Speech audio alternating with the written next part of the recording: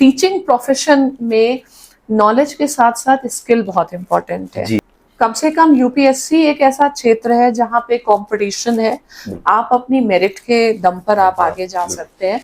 एक force multiplier है। अगर मैं पॉलिटिक्स में होती तो केवल मैं पॉलिटिक्स में होती, one person has been there, लेकिन मुझे लगता है कि मैं पढ़ा रही हूँ और मेरे पढ़ाए बच्चे अगर प्रशासन में जाते हैं, राजनीति में जाते हैं, तो वो एक की जगह वो हजार है। मेरा कहने का मतलब है, मेरा सवाल ये, क्या कोचिंग इंडस्ट्री में टॉपर्स की खरीद फरोख्त होती है क्या? ऐसा कुछ है क्या? किसी भी काम करने में जो सेटिस्फैक्शन है, और सेटिस्फैक्शन केवल मॉनिटरी नहीं होता है, ठीक है, और सेटिस्फैक्शन आपको खुद से होना चाहिए आपके काम के द्वारा। नमस्कार दोस्तों, आप लोगों का बहुत बहुत स्वागत है हमारे चैनल पर। और अगर आप यूपीएससी के स्टूडेंट्स हैं और ना भी हैं, लेकिन अगर आप यूपीएससी की तैयारी करना चाहते हैं और पीएसआईआर अगर आप ऑप्शनल रखना चाहते हैं, तो यहीं पर एक नाम आता है। मैं बहुत सारे टॉपर से मिला हूं यूपीएससी भवन पर भी, रिजल्ट्स के बाद भी, तो एक नाम निकल के आता है और वो है सुब्रा रंजन मैम का नाम। क्योंकि मैं जितने भी स्टूडेंट से मिला हूं सभी कहते हैं कि भाई हमारा पीएसआईआर ऑप्शनल है। और मैंने कहां से तैयारी करी, बोला सुब्रा रंजन मैम, एक ही नाम निकल के आता है। तो आज मैं इस एपिसोड में, आज के खास मेहमान है सुब्रा रंजन मैम। मैम सबसे पहले आपका बहुत बहुत स्वागत है हमारे चैनल पर। Thank you. तो मैम हम आगे बढ़े उससे पहले मैं एक जो सवाल है मेरे जहन में, जो कि आप हमेशा अपने स्टूडेंट्स को क्लासरूम में भी कहती हैं, political science is the master science. क्या मायने हैं इसके आपकी जिंदगी में भी और उससे बाहर भी? ये क्वेश्चन तो आपने बहुत अच्छा पूछा जी। क्योंकि पहली बार किसी ने पॉलिटिकल साइंस और जिंदगी के मायने को भी लिंक करने के लिए बोला, वरना शायद जितने भी अभी तक लोगों ने मुझसे क्वेश्चन पूछा वो एक सब्जेक्ट के रूप में, एकेडमिक सेंस में। तो पहली चीज, मैं मास्टर साइंस इसलिए कहती हूँ क्योंकि इसका जो नेचर है, और ये शब्द मैंने नहीं कहा है, ये बेसिकली एरिस्टोटल ने डिफाइन किया है। क्योंकि पॉलिटिकल साइंस का नेचर क्या है, इसका सेंट्रल सब्जेक्ट स्टेट है, और स्टेट के अंतर्गत सभी तरीके की पॉलिसीज आती हैं। तो जब आप पॉलिटिकल साइंस पढ़ते हैं तो कॉन्स्टिट्यूशन पढ़ते हैं, कॉन्स्टिट्यूशन के साथ साथ आपको हिस्ट्री की जानकारी, इकोनॉमी की जानकारी, एथिक्स की जानकारी, मतलब कई सोसाइटी की जानकारी, जैसे सोशल सिस्टम कैसा है अपना, तो उन सब की जानकारी हो जाती है।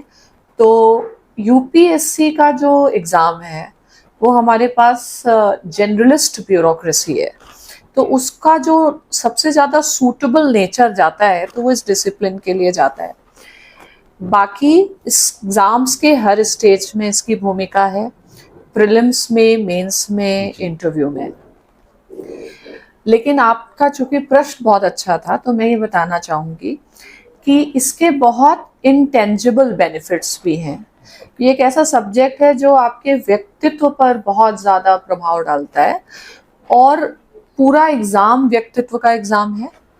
तो एक तो इसके द्वारा आपके अंदर थिंकिंग प्रोसेस डेवलप होती है, उस प्रोसेस का एप्लीकेशन केवल सब्जेक्ट में हो ऐसा नहीं है। आप सीसैट उठा लीजिए, आप प्रीलिम्स के ऑप्शंस का सिलेक्शन उठा लीजिए, आप मेंस के क्वेश्चंस का डीकंस्ट्रक्शन उठा लीजिए, आप एसेज, तो ये आपकी बहुत ज़्यादा कैपेसिटी बिल्डिंग करता है। अब लाइफ से अगर मैं जोड़ करके देखूं तो मुझे लगता है कि मेरे जीवन में भी इसका बहुत बड़ा प्रभाव हुआ, चाहे वो पर्सनालिटी डेवलपमेंट के फॉर्म में हो या एक टीचर के रूप में। तो इसके जो इम्पैक्ट है वो शायद बहुत ज़्यादा है, और मैं चाहूँगी कि यूनिवर्सिटी लेवल पर भी, ग्रेजुएशन, पोस्ट ग्रेजुएशन लेवल पर भी इसका प्रचार प्रसार होना चाहिए। आप देखिए बहुत सारे स्टूडेंट्स जो हैं वो सिविल सर्विसेज में नहीं भी क्लियर करते हैं, लेकिन ये सब्जेक्ट बहुत जॉब अपॉर्चुनिटीज आपके लिए खोलता है। इंटरनेशनल रिलेशंस एक बहुत बड़ी फील्ड है, इंडियन इलेक्शंस बहुत बड़ी फील्ड है, तो आप एक टोटलिटी में देखें। तो मैम मैं ये कहूँ कि आप कह रही हैं चूंकि ये इंटरकनेक्टेड है, सभी इवन यूपीएससी के सारे सिलेबस, सारे जो फेजेस अलग अलग कह सकता हूँ मैं, प्रीलिम्स, मेंस, देन इंटरव्यू, सभी से इंटरकनेक्टेड है और लाइफ में भी इसका एक बहुत बड़ा रोल है। बहुत है। मेरे तो जितने भी स्टूडेंट्स हैं उसमें वो यही कहते हैं कि हम लाइफ लेसन्स लेके जा रहे बिल्कुल हैं। बिल्कुल, ठीक जी है। जी जी। अब लाइफ लेसन्स क्यों हैं? क्योंकि आप देखिए इसमें एंशियंट टाइम से लेके मॉडर्न टाइम तक के फिलोसोफर्स हैं। एग्जैक्टली।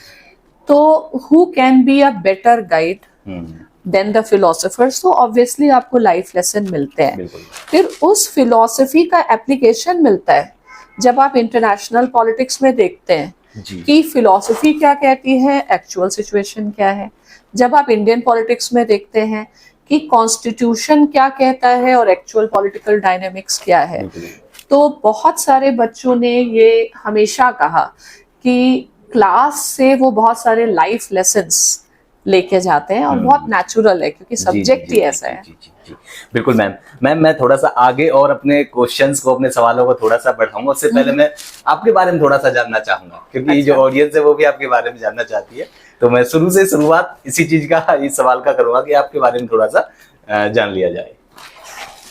ये तो बहुत मुश्किल प्रश्न होता है क्योंकि इंसान जो है वो दुनिया को तो जान लेता है लेकिन खुद को एग्जैक्टली जानना, क्योंकि मैं अपने बारे में जो भी कहूंगी शायद उससे ज्यादा महत्वपूर्ण ये होता है कि लोग मेरे बारे में क्या विचार रखते हैं, क्या सोचते हैं। लेकिन बेटर होगा कि शायद आप स्टूडेंट्स की राय लें क्योंकि उनके साथ ही मेरा मैक्सिमम टाइम जाता है। जी। लेकिन अगर आप बहुत बेसिक चीजें कहें तो मैं उत्तर प्रदेश से हूँ। उत्तर प्रदेश में एक छोटा सा शहर है सीतापुर, वहाँ से बिलोंग करती हूँ। फिर मैंने जो अपना पूरी पढ़ाई है वो दिल्ली विश्वविद्यालय से की। दिल्ली विश्वविद्यालय के साथ साथ मैं अपने जो सीतापुर का स्कूल रहा है सेक्रेड हार्ट, उसके लिए भी बहुत आभारी हूँ क्योंकि मुझे ऐसे लगता है कि आज मैं जिस भी मुकाम पर हूँ तो उसमें इन संस्थानों का बहुत योगदान रहा है। दूसरी बात यह है कि एज अ पर्सन मैं हमेशा ये मानती हूँ कि I am a chosen one, I have been blessed and बहुत ज़्यादा आज आपके प्लेटफॉर्म के भी माध्यम से जी। मैं यही कहना चाहूँगी कि जितने भी हमारे गुरुजन रहे हैं शायद उनके प्यार और विश्वास के बिना यहाँ नहीं पहुँचते। फिर वो चाहे स्कूल के रहे हों, चाहे इंस्टीट्यूशंस के रहे हों, माता पिता और जो भी परिवार के सदस्य हैं। और निश्चित जो मैं अपना काम कर रही हूँ और उसको मैं इंजॉय भी करती हूँ तो उसमें मेरे स्टूडेंट्स की बहुत भूमिका है। जो प्यार वो लोगों ने दिया है तो मैं आपके मन से उनको भी बहुत बहुत धन्यवाद कहना चाहूँगी।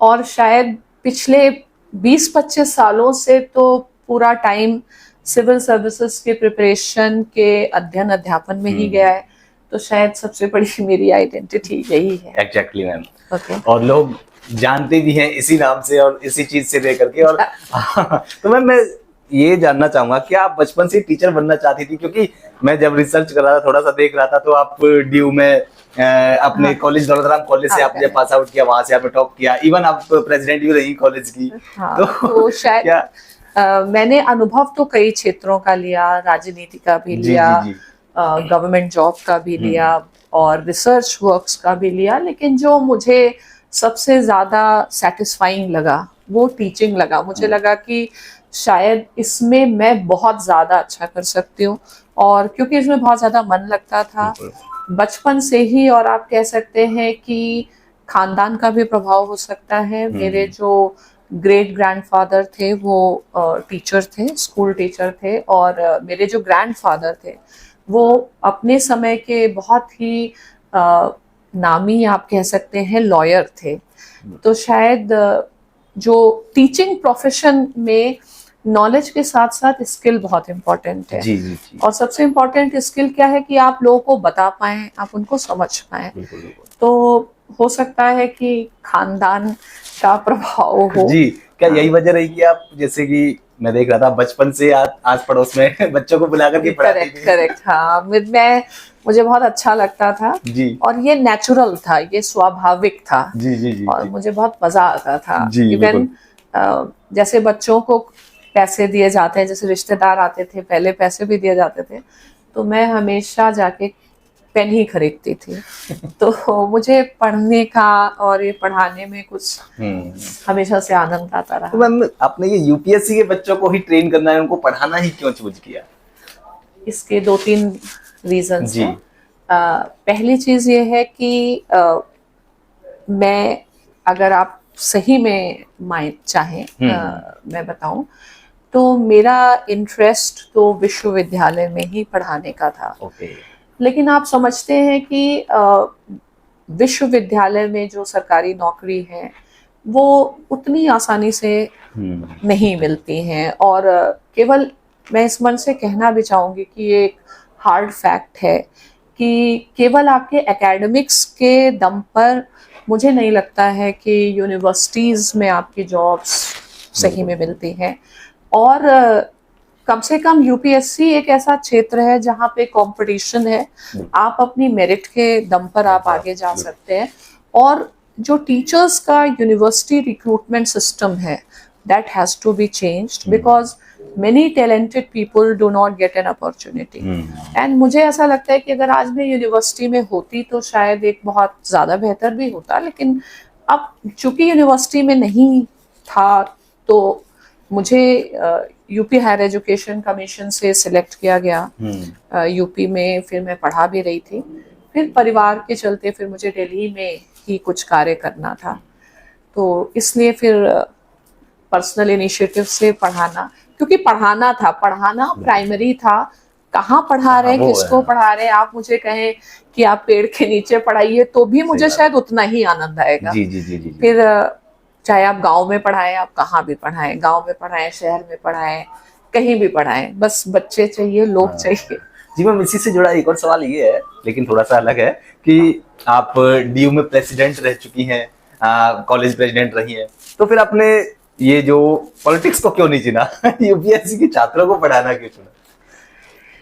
क्योंकि यदि एक टीचर के रूप में मैं बच्चों को पढ़ाती हूँ तो एक फोर्स मल्टीप्लायर है। अगर मैं पॉलिटिक्स में होती तो केवल मैं पॉलिटिक्स में होती, one person has been there. लेकिन मुझे लगता है कि मैं पढ़ा रही हूँ और मेरे पढ़ाए बच्चे अगर प्रशासन में जाते हैं, राजनीति में जाते हैं, तो वो एक की जगह वो 1000 है। तो शायद वो एक बहुत इम्पोर्टेंट रीजन है कि मुझे लगता है कि मेरी जगह यहाँ पर है। और समाज की सभी संस्थाओं में मुझे नहीं लगता कि जो शिक्षण की संस्था है उससे महत्वपूर्ण कोई संस्था है। और समाज में जितनी भी भूमिकाएं हैं उसमें जो शिक्षक की भूमिका है, जो आपको आदर, सम्मान और एक सेंस ऑफ सेटिस्फैक्शन टीचर होकर के मिलेगा, जी जी। शायद वो आपको एमपी बनके नहीं मिलेगा, किसी दूसरे प्रोफेशन नहीं मिलेगा। मतलब ये प्रोफेशन ही ऐसा है। जी जी जी जी जी, है ना? जी बिल्कुल। अच्छा मैम, मैं थोड़ा सा ये जानना चाहूँ कि आपने कभी यूपीएससी का एग्जाम दिया? आपने? मैंने यूपीएससी का एग्जाम दिया बट कभी सीरियसली नहीं दिया, क्योंकि मैं हमेशा पढ़ाने, और मुझे कोई बहुत ज्यादा उसका महत्व भी नहीं समझ में आता था कि क्या है। तो मैं नॉर्मली बहुत रिसर्च ओरिएंटेड और टीचिंग ओरिएंटेड उसमें ही रही, कोई बहुत लगाव नहीं रहा। वैसे मुझे नहीं लगता, क्योंकि क्या है कि आपने इतने सारे स्टूडेंट्स, इतने सारे रैंकर्स आपने निकाल दिए, क्योंकि टॉपर्स में से होते हैं। ऐसे कोई प्रशासन या सत्ता उस टाइप से कभी उतना इंटरेस्ट नहीं था। जी जी जी। क्योंकि मुझे पता है कि मैं बेस्ट किस में कर सकती हूँ। और मैंने कहीं पढ़ा था कि इट्स नॉट इम्पोर्टेंट कि आप कहाँ पर हैं, बट आप क्या हैं, क्या है। तो मुझे लगता है कि क्लास है, क्लास में 800-900 बच्चे सुन रहे हैं और बहुत क्वालिटेटिव टाइम मेरा जा रहा है। तो शायद मुझे लगता है कि कोई एमपी को भी वो टाइम, वो अवसर, वो उस तरीके का नहीं मिलेगा। तो मेरे लिए यही मेरी संसद है यही मेरा। जी जी जी जी जी। हाँ। मैम मैं बहुत सारे टॉपर से मिला एक्चुअली यूपीएससी भवन पर भी, और अच्छा। हाँ रिजल्ट आने के बाद भी मैं जब उनका टॉपर टॉक्स जब हम कर रहे थे, उनसे मिल रहे थे, तो जिनका पीएसआईआर था, मैं मैम ये सच बता रहा हूँ आपको, जितने भी लोगों का पीएसआईआर था, चाहे मैं यूपीएससी भवन पर मिला हूँ, चाहे ये एक मतलब एक एप्रिसिएशन समझ लीजिए आप, क्या समझ लीजिए इसको, मतलब सभी ने, मैंने जब उनको सुना तो एक ही नाम निकल के आया था, वो शुभ्रा रंजन मैम। मैं तो इसे आशीर्वाद ही समझती हूँ भगवान जी का। जी जी मैम, क्योंकि इवन आपके आपसे मिलने भी आएंगे 117 रैंक चैतन्य गिरी, वो भी पड़ा हुआ है, इंटरव्यू मेरे चैनल पर भी है, और भी बहुत सारे हैं।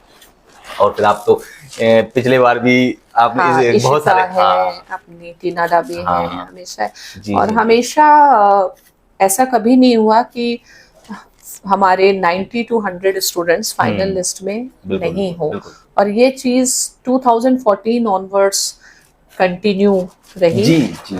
है। और मैम ये तो मैं हमेशा भी कहता हूँ कईयों से भी, जब अगर आप पीएसआई, मैंने पहले ही बोला, अगर आप पीएसआईआर ले रहे हैं तो शुभ्रा रंजन मैम के बिना आपकी तैयारी अधूरी है बिल्कुल।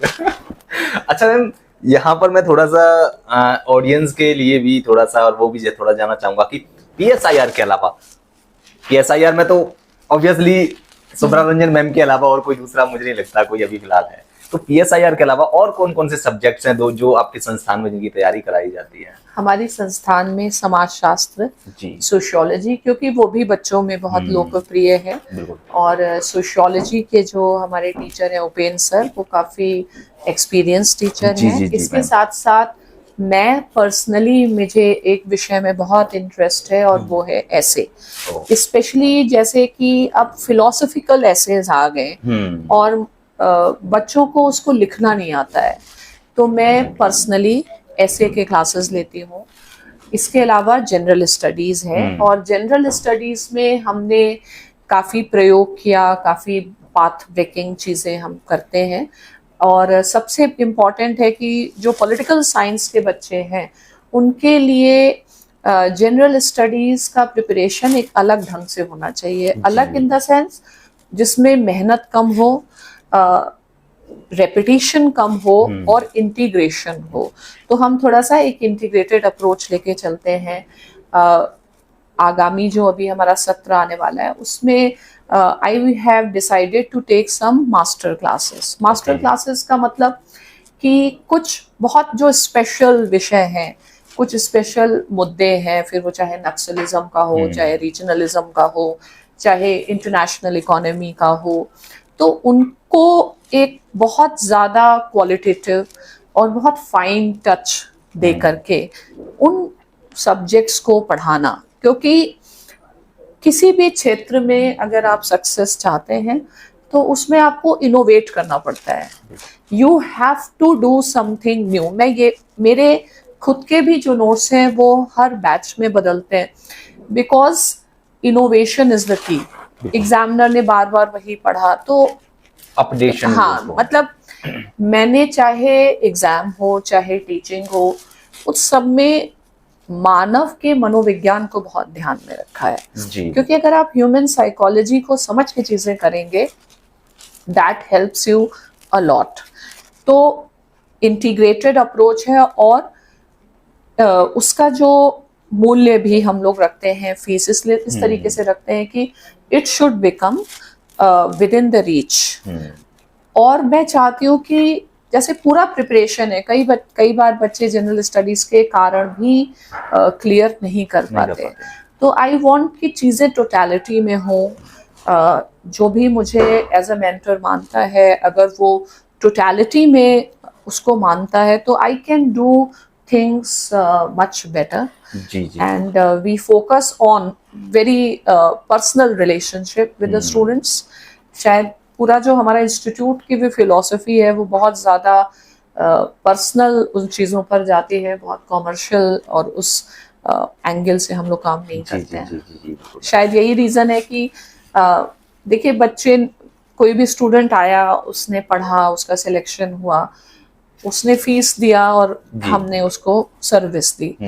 बट अगर बच्चे इस चीज़ को रिकॉग्नाइज करते हैं कि उनके सिलेक्शन में भूमिका है, तो वो तभी हो सकती है जब ये जो एक इंस्टीट्यूशन है वो केवल कॉमर्शियल ढंग से ऑपरेट ना कर रहा हो। बिल्कुल, ठीक एक रिलेशन जो होता है, हाँ like वही family चीज का। है, वरना उनको क्या जरूरत है, उन्होंने फीस दी, बिल्कुल बिल्कुल। उनका काम खत्म होता है। बट इफ दे रिकॉग्नाइज, तो first of all I am thankful to them. And the जी, second thing is maybe this is the culture, work culture, which I emphasize. जी मैम। मैम इसी से जुड़ा, ऑप्शनल से जुड़ा मेरा एक और सवाल और ये है कि कई बार होता क्या है कि बच्चों को ऑप्शनल चूज करते टाइम कि कौन सा ऑप्शनल है, क्या है, बहुत ज्यादा कंफ्यूजन होता है, क्योंकि इतने सारे सब्जेक्ट्स हैं, इतने सारे, उनका कई बार बैकग्राउंड भी होता है, वो कई बार उनका इंटरेस्ट नहीं होता है, बहुत सारी चीजें होती हैं। तो ऑप्शनल चूज करते टाइम किन किन बातों का ध्यान रखा जाए? सबसे इम्पोर्टेंट है कि आपका इंटरेस्ट, ठीक है, लेकिन मुझे लगता है कि अगर कोई एक्सपर्ट टीचर है तो वो इंटरेस्ट वैसे ही जनरेट कर देगा। तो बहुत इम्पोर्टेंट है कि आप टीचर पे जाएं, क्योंकि teacher should know how to teach.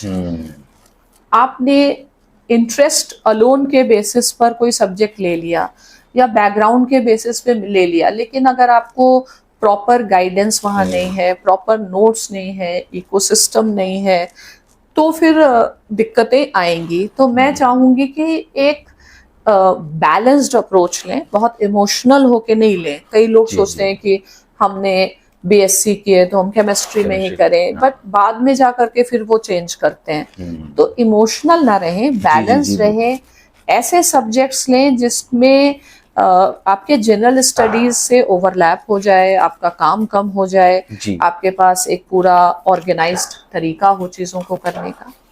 Ma'am एक और चीज ये रहती है, कई बार कंफ्यूजन बहुत ज्यादा रहता है कोचिंग को लेकर ही, कि क्या यूपीएससी के लिए कोचिंग जरूरी होती है, या फिर बिना कोचिंग के भी काम चल जाएगा, या फिर और भी कोई तरीका? देखिए, मार्गदर्शन की भूमिका तो हर व्यक्ति को जीवन के हर पड़ाव में है, मैं ऐसा मानती हूँ। फिर ये जो सिविल सर्विसेज है, ये तो एक कंपटीशन है, तो कंपटीशन में मार्गदर्शन बहुत महत्वपूर्ण भूमिका निभाता है, क्योंकि इसमें आप अपने पेस से नहीं पढ़ सकते, आप अपने तरीके से नहीं पढ़ सकते हैं।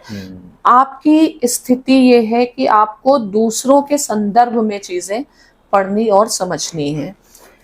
तो किसी ना किसी रूप से जब आप मार्गदर्शन में होते हैं, आप किसी संस्था से जुड़ जाते हैं, तो प्रिपरेशन के किताब के अलावा भी बहुत आयाम है। एक है एनवायरनमेंट मिलना, एक है एक हैबिट फॉर्म हो जाना, रेगुलराइजेशन हो जाना। आप अकेले कमरे में भी बहुत ज्यादा, फिर क्या होगा कि आप बहुत ज्यादा स्टैग्नेट कर जाएंगे। ठीक है, तो हमारा प्रिपरेशन ऐसा होना चाहिए कि कॉम्बिनेशन में होना चाहिए, और यदि कोई आर्थिक कारण नहीं है तो आप मार्गदर्शन लें, अवश्य लें। और कभी आप पूरा भी ना ले सकें, आप टुकड़ों में भी ले सकते हैं, आप मॉड्यूलर फॉर्म में भी ले सकते हैं, लेकिन आप किसी व्यक्तित्व से जुड़ें, आप किसी मेंटर से जुड़ें, बिकॉज 1+1 मेक्स द थिंग्स 11। ठीक है, तो ह्यूमन एलिमेंट का होना, किसी के साथ जुड़ के मार्गदर्शन, बिकॉज सभी को कभी ना कभी जरूरत पड़ती ही है। तो मेरा यही मानना है कि चाहे फॉर्मल हो जाए बहुत अच्छा है, कम से कम इनफॉर्मल या मार्गदर्शन में रहें। अच्छा मैम, एक और चीज ये रहता है, कई बार जब टॉपर्स निकलते हैं, रैंक में आते हैं, आईएएस आईपीएस बन जाते हैं, तो क्या आप आईएएस आईपीएस बनने के बाद भी आपसे टच में रहते हैं वो सब, क्या? हाँ नहीं, कुछ रहते हैं, कुछ नहीं भी रहते हैं। जी। सभी तरीके के लोग रहते हैं। हाँ। तो वो तो कई बच्चे शाई भी होते हैं, कई तो व्यक्ति पर निर्भर रहता है, लेकिन हाँ बहुत सारे लोग काफी हद तक जुड़े रहते हैं। एक अभी जैसे कि कई बार न्यूज में भी कई बार काफी रहता है, अभी कुछ दिन पहले भी न्यूज में था कि जो कंज्यूमर अथॉरिटी है उन्होंने क्या कहते हैं फाइन वगैरह लगाया था कुछ कोचिंग इंडस्ट्री। तो क्या ये जो मतलब जो दिखता है सारी चीजें और जो अंदर चलता है, क्या मेरा कहने का मतलब है, मेरा सवाल ये है, क्या कोचिंग इंडस्ट्री में टॉपर्स की खरीद फरोख्त होती है क्या? ऐसा कुछ है क्या जैसा रहता है? क्योंकि बहुत सारे सवाल रहते हैं, बहुत सारे बाहर बहुत सारी चीजें रहती हैं इस तरह की। देखिए, क्या होता है क्या नहीं होता है ये नहीं पता है। जी। और मतलब चूंकि मेरे सामने ऐसा कोई मसला आया नहीं, तो मैं कह नहीं सकती हूँ उसके बारे में बिना एविडेंस के मैं कैसे बात एग्जैक्टली करूँ। एग्जैक्ट जी जी जी। नेक्स्ट है कि शायद हम लोगों को कभी जरूरत भी नहीं पड़ी और आवश्यकता भी नहीं पड़ी कि हम ये सब चीजें करें, और short term achievements and gratification में कभी जाना नहीं चाहिए। आपके सबसे अच्छा अगर आपकी कोई मार्केटिंग कर सकता है तो वो आपके द्वारा पढ़े हुए स्टूडेंट्स ही कर सकते हैं। We always believe in word of mouth. आप देखेंगे कि हमारे बोर्ड्स या बहुत चीजें हम बहुत ही कम, मतलब न्यूनतम से भी न्यूनतम हम ऐसा करते हैं। और इसलिए इंटेग्रिटी, मैं ये कहूंगी कि टीचिंग प्रोफेशन जो है वो किसी भी अन्य प्रोफेशन से बहुत अलग है। आपके ऊपर बहुत बड़ा एक सामाजिक दायित्व है और आपको बच्चों के सामने एक बहुत राइट एग्जाम्पल पुट अप करना है। तो अगर आपके काम में इंटेग्रिटी नहीं है और आप चाहेंगे कि आप इस तरीके से या किसी भी गलत तरीके से, कभी भी मेरा तो ऐसा मानना है कि आप सही गंतव्य पे नहीं पहुंचेंगे। आपको थोड़े टाइम के लिए लगेगा, लेकिन किसी भी काम करने में जो सेटिस्फैक्शन है, और सेटिस्फैक्शन केवल मॉनिटरी नहीं होता है, ठीक है, और सेटिस्फैक्शन आपको खुद से होना चाहिए आपके काम के द्वारा। हाँ, तो वो चीज़ों को टीचर्स भी समझे, संस्थान भी समझे, इम्पॉर्टेंट है। बाकी चूंकि हम लोग बहुत ज़्यादा इन अ वे हम कह सकते हैं कि हम लोग बहुत आइसोलेटेड रहते हैं, ठीक है, और पूरा टाइम क्लासेस में ही बिता दिया जाता है। और शायद एक वुमेन लेड इंस्टीट्यूट होने के कारण भी मैं बहुत ज़्यादा समय मेरा जाता नहीं कि मार्केट में क्या हो रहा है या उसकी जान पहचान क्या है वो मैं समझिए। मुझे आप इंटरनेशनल रिलेशंस बोलिए, मैं बता दूंगी, आप मुझे इंडियन पॉलिटिक्स बोलिए, बता दूंगी, लेकिन कोचिंग में क्या चल रहा है मैं नहीं बता पाऊंगी क्योंकि मुझे जानना ही नहीं है। Because my system and my approach works. जब रिजल्ट्स आने बंद हो जाएंगे तब सोचेंगे कि बाहर क्या चल रहा है। मैम मैं इसी से जुड़ा हुआ ये मेरा सवाल था, जब आपने ये संस्थान सेटअप किया था और एक एंटरप्रेन्योर और विमेन लेड एंटरप्रेन्योर जैसा अभी आपने बोला है, तो बहुत सारी चैलेंजेस फेस करनी पड़ी होंगी सेटअप करने में, और जो आपने ये नाम कमाया है, आप किसी भी PSIR स्टूडेंट से बोल लीजिए, पूछ लीजिए बाहर, अगर कोई भी स्टूडेंट, कोई भी कैसा भी आदमी कोई पूछेगा तो वो आपके नाम के बिना वो नहीं बता पाएगा सारी चीजों को। तो क्या क्या चैलेंजेस फेस करनी पड़ी, उन सबसे कैसे कम किया आपने, किस तरह से उनको टैकल किया? देखिए, एक जब वुमेन को काम करना होता है तो चाहे हमारा समाज कितना भी चेंज हो जाए, कहीं ना कहीं फैमिली की रिस्पॉन्सिबिलिटी आपको लेनी पड़ती ही है। और इसलिए एक मेन की तुलना में एक जो मेन हैं वो पूरा फोकस कार्य के ऊपर कर सकते हैं, लेकिन वुमेन शायद, या आप मान सकते हैं कि हम लोग बहुत ही ट्रेडिशनल फैमिलीज से आते हैं तो वो रिस्पॉन्सिबिलिटीज रहती ही है। नेक्स्ट ये है कि सिविल सर्विसेज की जो प्रिपरेशन है दैट इज़ वेरी डिमांडिंग। तो शुरुआत में यही प्रश्न उठाया जाता था कि कैसे आप जस्टिफाई कर पाएंगे, ये कोई कॉलेज टीचिंग नहीं है, ये बहुत डिमांडिंग टीचिंग है।